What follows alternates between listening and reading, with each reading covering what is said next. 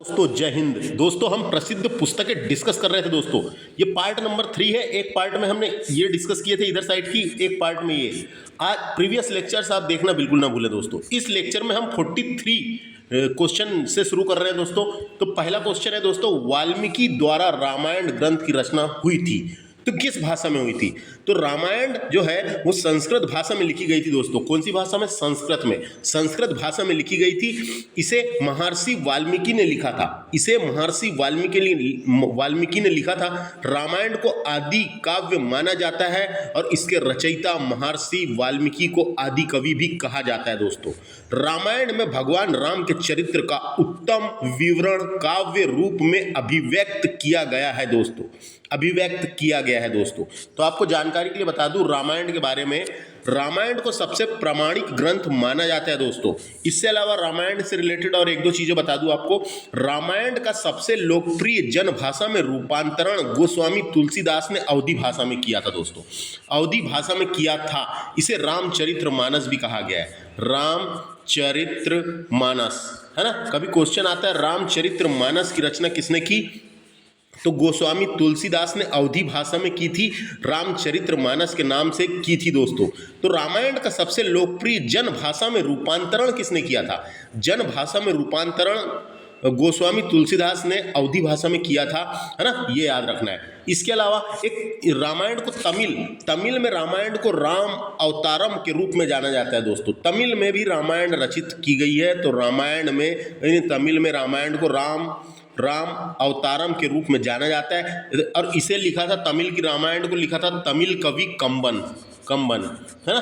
तमिल की रामायण की रचना किसने की पूछेगा तो तमिल कवि है कंबन ने 12वीं शताब्दी के दौरान की थी दोस्तों। 12वीं शताब्दी के दौरान तमिल की रामायण कंबन ने लिखी है। ये एक और फैक्ट याद रखना है। इसके अलावा एक और फैक्ट याद आ रहा है मेरे को। अकबर ने 1588 में रामायण का फारसी भाषा में अनुवाद करवाया था। क्वेश्चन आ सकता है किस भाषा में अनुवाद करवाया था? फारसी भाषा में अनुवाद करवाया था। रामायण का किसने करवाया था? अकबर ने करवाया था। ये याद रखना है। तो इतना अपने को पता होना पहला क्वेश्चन से। रामायण जो है संस्कृत भाषा में लिखी गई थी, महर्षि वाल्मीकि ने लिखी है। ये याद रखना है। नेक्स्ट क्वेश्चन है, इनमें से कौन सी कृति कालिदास की नहीं है बोला गया है? नहीं है। तो मैंने बताया था कालिदास ने 7 रचनाएं की थी, सातों की सातों संस्कृत में थी, जिसमें से 2 महाकाव्य थे, रघुवंशम एवं कुमार संभव। 2 खंडकाव्य है, मेघदूत और ऋतुसंहार। 3 नाटक है, अभिज्ञान शाकुंतलम, विक्रमोर्वशीयम और मालविका अग्निमित्रम। तो देखो यहाँ पे क्या है, ऋतुसंहार दोस्तों ये खंडकाव्य है ना। उसके अलावा मेघदूत भी खंडकाव्य है। ये 2 खंडकाव्य की रचना की थी। और रघुवंशम ये महाकाव्य है दोस्तों। 2 महाकाव्य की रचना की थी, रघुवंशम एवं कुमार संभव, है ना। तो ये याद रखना है। तो इसका आंसर हो जाएगा सारीपुत्र पराक्रम। तो सारीपुत्र पराक्रम जो है, इसके बारे में बता दूं, संस्कृत भाषा का प्राचीनतम और पहला अधूरा नाटक है दोस्तों ये। इसकी रचना सम्राट कनिष्ठ के दरबार में अश्वघोष ने की थी। इसकी रचना सम्राट कनिष्ठ के दरबार में अश्वघोष ने की थी। याद रखना है। इतनी जानकारी इससे होना बस, है ना। इतनी जानकारी होना। तो कभी पूछा सारीपुत्र पराक्रम की रचना किसने की थी? अश्वघोष ने की थी। अश्वघोष अयोध्या में रहने यानी अश्वघोष ने की थी। इतना याद रखना है। कनिष्ठ ने मगध पर जब आक्रमण, वो इतनी याद नहीं रखना है, आगे बताऊंगा मैं। तो उसके बाद नेक्स्ट है कालिदास की कृति नहीं है करके पूछा गया है। तो कालिदास की कृति मैंने अभी बताया था दोस्तों, मालविका अग्निमित्रम कालिदास की कृति है। मालविका अग्निमित्रम कालिदास का नाटक है ना। विक्रमोर्वशीयम कालिदास का नाटक है। और ऋतुसंहार जो है ये खंड काव्य है कालिदास का। कादम्बरी इसकी नहीं है दोस्तों। इसका आंसर क्या हो जाएगा?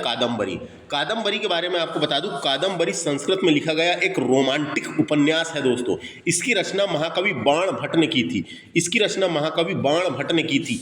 बाण भट्ट ने इस उपन्यास को 7वीं शताब्दी में लिखा था दोस्तों, है ना। लेकिन वो पूरा नहीं हो पाया, फिर बाद में पूरा हुआ था। तो कादम्बरी से क्वेश्चन आता है विश्व का पहला उपन्यास कौन सा माना जाता है? तो कादम्बरी को माना जाता है। याद रखना है। कादम्बरी के अंदर कथा दी हुई है दोस्तों। ऐसा भी क्वेश्चन आ चुका है एक बार। कथा के अंदर कथा किस कृति में? बाण भट्ट की कृति कादम्बरी में दी गई है। याद रखना है। इसका आंसर क्या हो जाएगा? कादम्बरी। और कादम्बरी की रचना बाण भट्ट ने की थी। नेक्स्ट है पाणिनि ने निम्न में से कौन सी पुस्तक लिखी है दोस्तों? तो आप पहले तो आपको बता देता हूँ पाणिनि ने कौन सी पुस्तक लिखी है दोस्तों?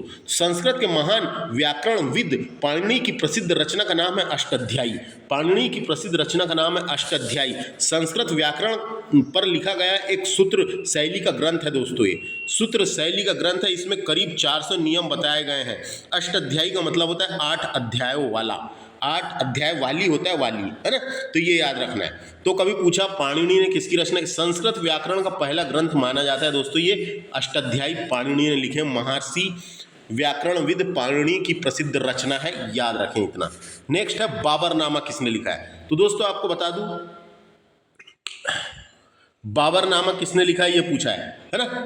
बाबरनामा किसने लिखा है? तो बाबर, पहले तो आपको इनके ऑप्शन के बारे में भी थोड़ा थोड़ा बता देता हूँ दोस्तों। सबसे पहले रघुवंशम के बारे में सुनो। रघुवंशम कालिदास द्वारा रचित संस्कृत महाकाव्य है। अष्टाध्यायी पाणिनि ने लिखा है। मनुस्मृति के बारे में बता दूं आपको। मनुस्मृति के रचयिता ऋषि मनु माने जाते हैं। मनुस्मृति को मनु संहिता, मनु महाभाष्य और मानव धर्मशास्त्र जैसे नामों से भी जाना जाता है। यह प्राचीन भारतीय समाज में धार्मिक, सामाजिक और नैतिक कर्तव्यों के बारे में नियम और विधियों का संग्रह किया गया है। ये इसमें मनुस्मृति में, और मनुस्मृति में, है ना, तो ये मनुस्मृति की रचना ऋषि मुनि ने की थी। मुनि इसलिए उसका नाम पड़ गया मनुस्मृति। ऋषि मनु ने की थी, ऋषि मनु ने की थी, इसलिए नाम पड़ गया मनुस्मृति। अब अगला है कथा। कथा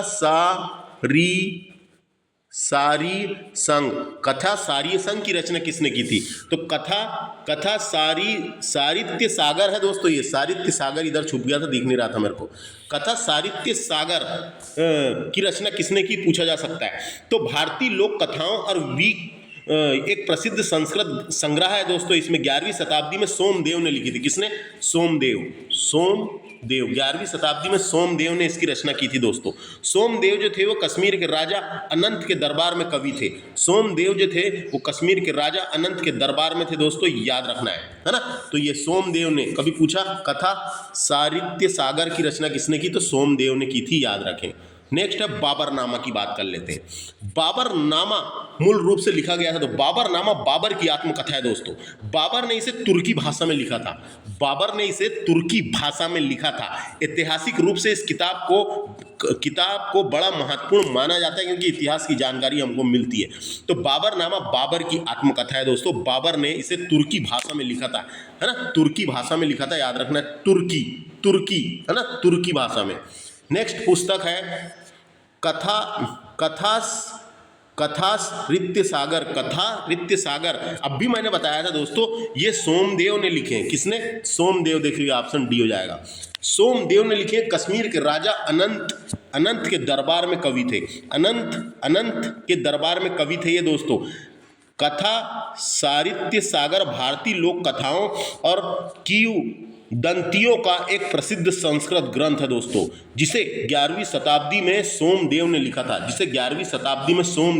था। इंपॉर्टेंट है दोस्तों, इंपॉर्टेंट है, याद रखना है। नेक्स्ट फैक्ट है लीलावती प्राचीन ग्रंथ किस विषय से संबंधित है? तो लीलावती के बारे में मैंने आपको पहले ही बता चुका हूं प्रीवियस लेक्चर में। लीलावती एक गणितीय ग्रंथ है दोस्तों। कौन सा ग्रंथ है? गणितीय ग्रंथ है, जिसमें भारतीय गणित और खगोल शास्त्री भास्कर द्वितीय ने किसने लिखा था? भास्कर द्वितीय को भी भास्कराचार्य कहते थे दोस्तों।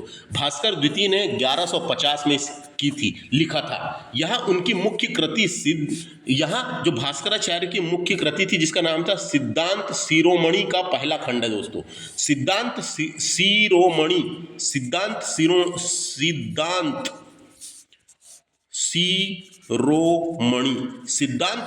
का पहला खंड है दोस्तों। सिद्धांत शिरोमणि के 4 खंड थे, 4 खंड यानी 4 भाग थे। तो पहले खंड का नाम लीलावती था। तो भास्कराचार्य की पुत्री का नाम था लीलावती, इसलिए उन्होंने इस पुस्तक का नाम लीलावती रखा। और ये गणित की पुस्तक है दोस्तों, गणित। इस पुस्तक में अंकगणित, बीजगणित, ज्यामिति, मापन और संख्या पद्धति सहित कई विषयों को शामिल किया गया है दोस्तों, याद रखना है। समझ में आ गया? गणित की किताब है। नेक्स्ट है विक्रमादेव चरित्र के लेखक कौन है? तो विक्रमादित्य चरित्र के लेखक कश्मीर कवि कश्मीरी कवि बिल्हण है दोस्तों। बिल्हण में 11वीं शताब्दी के कवि थे ये, और उनकी रचना विक्रमादेव चरित्र है। यह एक ऐतिहासिक ग्रंथ है ना। इसमें कल्याण के चालुक्य यानी कल्याणी के चालुक्य राजा विक्रमादित्य सिक्स्थ, राजा विक्रमादित्य सिक्स्थ है, याद रखना है, सिक्स्थ। राजा विक्रमादित्य सिक्स्थ के विद्यापति के रूप में नियुक्त किया था। बिल्हण एक प्रसिद्ध रचना, यानी इन्होंने उनका चरित्र लिखे हैं दोस्तों। तो अपने को पता होना विक्रमादेव चरित्र, ये विक्रमादित्य सिक्स्थ है ना। विक्रमादित्य सिक्स्थ का चरित्र इसमें लिखा गया है, इतना याद रख सकते हैं आप, है ना। उनके पराक्रमों का वर्णन किया गया है इस बुक में, पराक्रमों का वर्णन किया गया है इस बुक में, बिल्हण के द्वारा लिखी गई है। बिल्हण कश्मीरी कवि थे दोस्तों, बिल्हण कश्मीरी कवि थे, याद रखना है। बिल्हण की एक और प्रसिद्ध रचना है जिसका नाम है चौर पंचासिका, है ना। एक पुस्तक है, इनका नाम है चौर पंचासिका, इनकी एक और रचना है। विक्रम देव चरित्र और चौर पंचासिका भी बिल्हण की रचना है, याद रखना है ना। विक्रम बेताल की जो कहानी सुने हैं दोस्तों, यही वाली है ना। विक्रमादित्य और बेताल की कहानियां विश्व साहित्य की धरोहर में से एक है दोस्तों, इतना याद रखें। तो वही विक्रम देव चरित्र बिल्हण ने लिखे, याद रखना है। नेक्स्ट है कामसूत्र के लेखक कौन है, इंपॉर्टेंट है। कामसूत्र महर्षि वत्स्यायन द्वारा रचित भारत का एक प्राचीन काम शास्त्र ग्रंथ है दोस्तों, प्राचीन काम शास्त्र ग्रंथ है। यह विश्व की प्रथम यौन संहिता के नाम से जाना जाता है, क्योंकि इसमें यौन क्रियाओं के बारे में बताया गया है। यौन संहिता कहते हैं इसको, जिसमें यौन प्रेम में मनोशारीरिक सिद्धांतों तथा प्रयोगों की विस्तृत व्याख्या एवं विवेचना की गई है दोस्तों, है ना। विवेचना की गई है दोस्तों, याद रखना है कामसूत्र में, है ना। यौन संहिता के नाम से जाना जाता है। इसमें यौन प्रेम के मनोशारीरिक सिद्धांतों तथा प्रयोगों की विस्तृत व्याख्या एवं विवेचना की गई है, इतना याद रख सकते हैं आप। कामसूत्र किसने लिखा है, वत्स्यायन ने। नेक्स्ट है गोरा नामक पुस्तक के लेखक कौन है। तो दोस्तों गोरा उपन्यास के लेखक रविंद्रनाथ टैगोर है, रविंद्रनाथ टैगोर। गोरा उपन्यास साल 1919 में प्रकाशित हुआ था दोस्तों। यह टैगोर के 12वें उपन्यास में सबसे लंबा उपन्यास है दोस्तों, है ना। इस उपन्यास ब्रिटिश राज्य के दौरान कलकत्ता में सेट, यानी कलकत्ता में थे जब लिखे थे दोस्तों, इतनी चीज़ याद रख सकते हैं। तो रविंद्रनाथ टैगोर के जो उपन्यास है उसमें एक का नाम है गोरा, दूसरे का नाम है पोतीसार, तीसरे का नाम है अमार सोनार बांग्ला, है ना, बांग्ला। ये 3 उपन्यास इंपॉर्टेंट है इनके। एक का नाम है गोरा, दूसरे का नाम है पोतीसार, तीसरे का नाम है अमार सोनार बांग्ला। और रविंद्रनाथ टैगोर ने ही गीतांजलि भी लिखे हैं दोस्तों, गीतांजलि जिनमें गीतांजलि के लिए उन्हें साहित्यिक का नोबेल मिला था, याद रखना है। इनकी अन्य रचनाएं भी है, तो आगे आपको बताऊंगा मैं। तो गोरा नामक पुस्तक किसने लिखे हैं, रविंद्रनाथ टैगोर ने, याद रख सकते हैं आप। नेक्स्ट है अर्थशास्त्र किस विषय पर लिखी गई है दोस्तों। तो अर्थशास्त्र नामक किताब कौटिल्य ने लिखी है दोस्तों। कौटिल्य का ही नाम चाणक्य था, द्वारा लिखी गई है। यह एक राज्य व्यवस्था, कृषि, न्याय, राजनीति, अर्थनीति और सैन्य रणनीति जैसे विषयों पर आधारित है दोस्तों। ये संस्कृत में लिखा गया एक प्राचीन भारतीय ग्रंथ है दोस्तों, अर्थशास्त्र। ये राजनीति, इसके बारे में राजनीति ज़्यादा, राज्य व्यवस्था अपन बोल सकते हैं, है ना। तो इसमें राज्य व्यवस्था के बारे में बताया गया, एक प्रकार से पॉलिटी की किताब है दोस्तों। ये पॉलिटी की किताब है, याद रखना है कि शासन प्रशासन कैसे चलेगा, टैक्सों के बारे में ही बताया गया इसमें, ये सब बताया गया दोस्तों। तो अर्थशास्त्र नामक किताब किसने लिखा है, तो कौटिल्य। इसी का नाम था विष्णु गुप्त, इसी का नाम, कौटिल्य का नाम था विष्णु गुप्त। इसी को चाणक्य भी कहते थे दोस्तों, इसी को चाणक्य कहते थे। ये मौर्यकालीन, जो मौर्य में जो चंद्रगुप्त मौर्य का प्रधानमंत्री था दोस्तों, कौटिल्य, है ना। नेक्स्ट है कबीर के दोहे के संग्रह का क्या नाम है। तो कबीर दास की रचनाओं का संग्रह बीजक नाम से संकलित है दोस्तों। किस नाम से, बीजक नाम से संकलित है ना, बीजक नाम से संकलित है, याद रखना है। इसमें कबीर के दोहे, कबीर दास की रचनाएं, है ना, वो सब शामिल है दोस्तों। उसका संग्रह किया गया है और वो बीजक के नाम से है, तो याद रखना है, बीजक के नाम से, है ना, इसका, है ना, बीजक के नाम से है, याद रखना है। नेक्स्ट है जायसी ने निम्नलिखित में से किसकी रचना की है।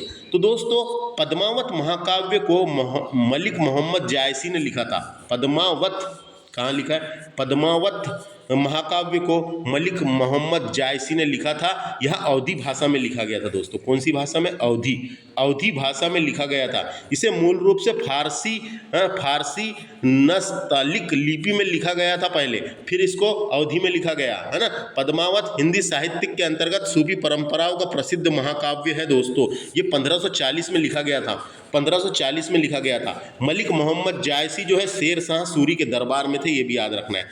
शेर शाह सूरी के दरबार में थे, ये भी याद रखना है। नेक्स्ट है कालिदास की कृति अभिज्ञान शाकुंतलम क्या है? तो अभिज्ञान शाकुंतलम क्या है? तो मैंने बता दिया था, अभिज्ञान शाकुंतलम नाटक है, नाटक, है ना। इन्होंने 3 नाटक लिखे हैं। एक का नाम था अभिज्ञान शाकुंतलम, दूसरे का नाम था विक्रमोर्वशीयम और तीसरे का नाम था मालविका अग्निमित्रम। मालविका अग्निमित्रम 3 इन्होंने क्या लिखे? नाटक। नाटक को ही बोलेंगे अपन रूपक।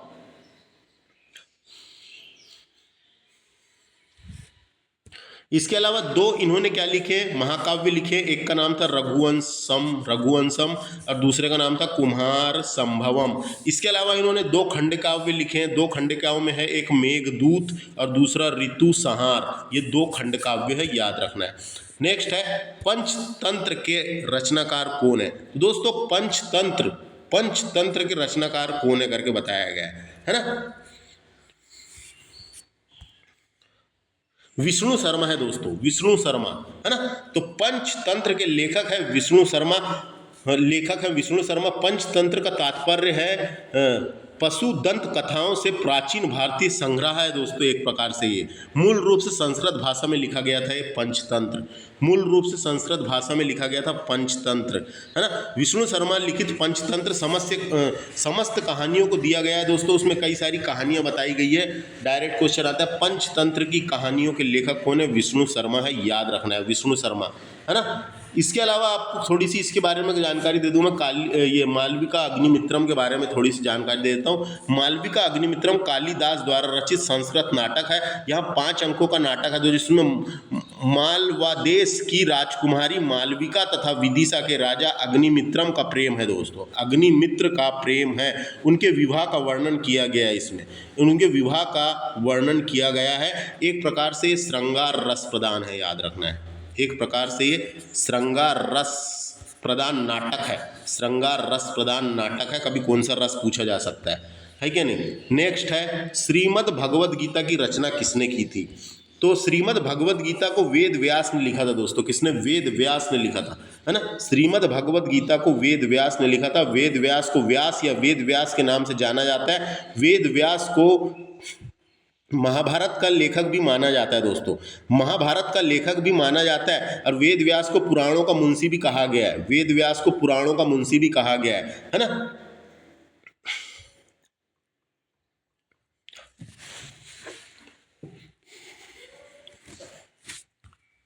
तो दोस्तों ये जो है श्रीमद् भगवद गीता, ये महाभारत के भीष्म पर्व का हिस्सा है दोस्तों। महाभारत के जो भीष्म पर्व है उसमें पर्व हुए हैं, तो भीष्म पर्व का हिस्सा है। इसमें भगवान श्री कृष्ण ने अर्जुन को युद्ध के समय दिए गए उपदेशों का वर्णन किया गया है। इसमें उपदेशों का वर्णन किया गया है। हिंदू धर्म के सबसे पवित्र ग्रंथों में से एक है दोस्तों, याद रखना है। इसमें 18 अध्याय और 700 श्लोक है। ये संस्कृत में लिखी गई है। ये काय में लिखी गई? संस्कृत में लिखी गई थी श्रीमद् भगवद गीता। श्रीमद् भगवत। नेक्स्ट क्वेश्चन है रजनामा। रजनामा क्या है? तो रजनामा संस्कृत महाकाव्य महाभारत का फारसी अनुवाद है दोस्तों। रजनामा क्या है? तो रजनामा संस्कृत महाकाव्य महाभारत का फारसी अनुवाद है। इसे मुगल सम्राट अकबर ने बनवाया था, है ना, अनुवाद करवाया था। रजनामा का मतलब होता है युद्ध की पुस्तक, है ना। फारसी में इसका नाम रख दिया गया रजनामा। रज का अर्थ होता है युद्ध और नामा का अर्थ होता है कहानी दोस्तों, है ना, कहानी। तो यहाँ पे क्या लिखा है, किसका अनुवाद है? तो ये है किसका? महाभारत का, याद रखना है। महाभारत का मुगल सम्राट अकबर ने इसका अनुवाद करवाया था।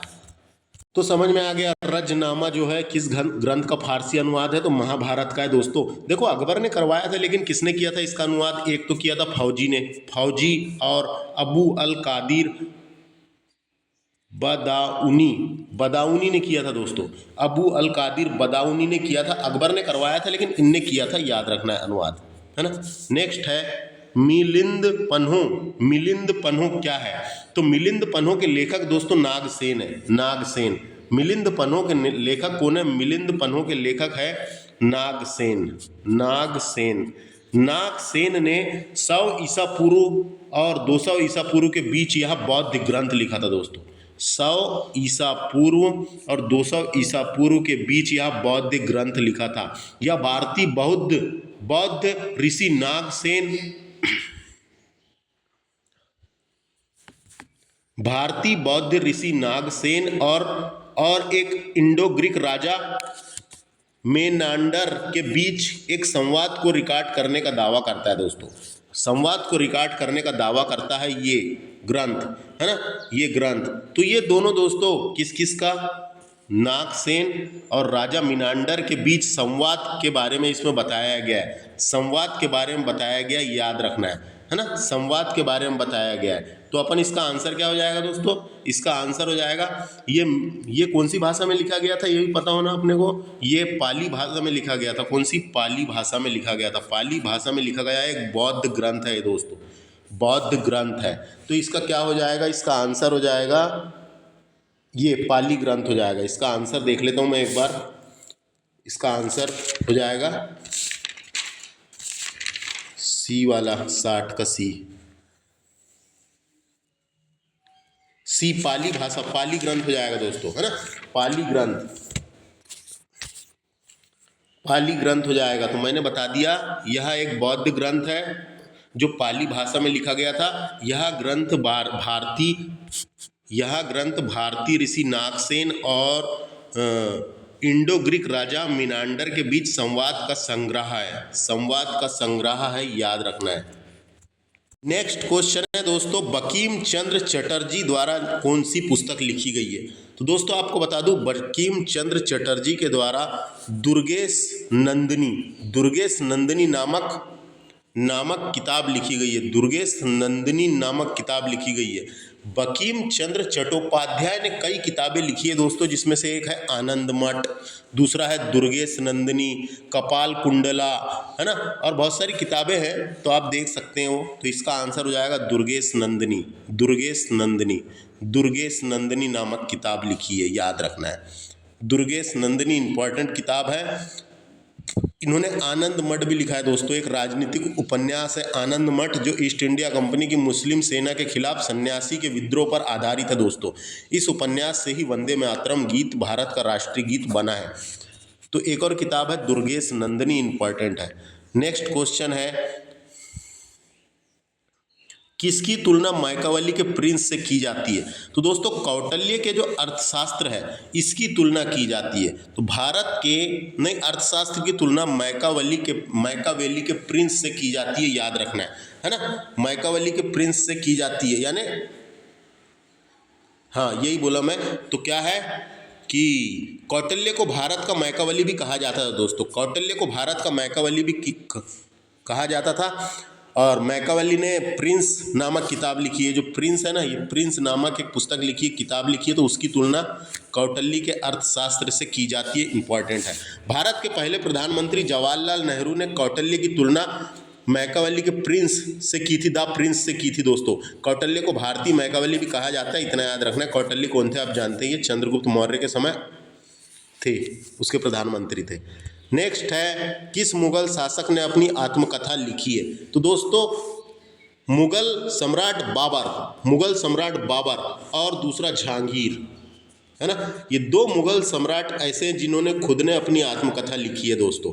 बाबर ने अपनी आत्मकथा का नाम बाबरनामा रखा है, और जहांगीर ने अपनी आत्मकथा का नाम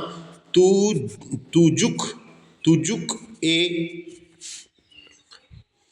जहांगीरी नाम से लिखी थी दोस्तों।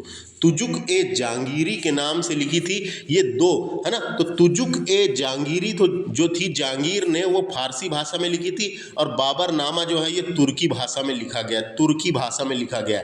तो दो ही मुगल सम्राट ऐसे हैं जिन्होंने खुद की आत्मकथा लिखे हैं।